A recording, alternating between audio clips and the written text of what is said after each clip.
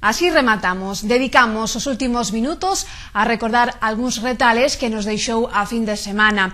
O sábado, a celebración do Día da Música en Silleda, o domingo, a festa da bicicleta na Estrada, e o luns, o festival, as celebracións de fin de curso do Colexio de Vila de Cruces. Con esas imaxes despedimos ata vindeiros servizos informativos. Grazas por estar aí.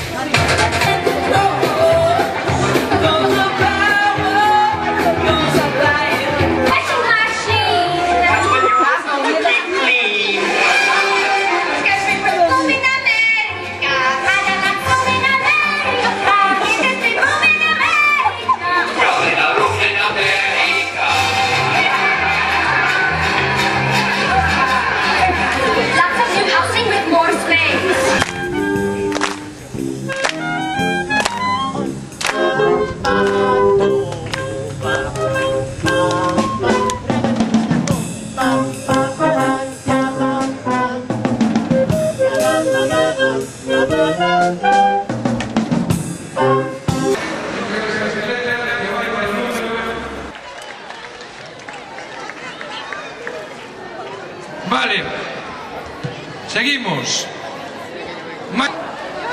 2209. Aí está tamén.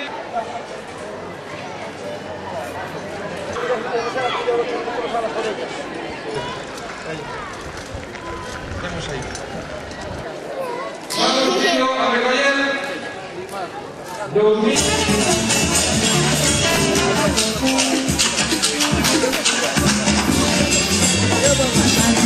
Todavía. Ese grupo de 3 a tomar un descanso, veña.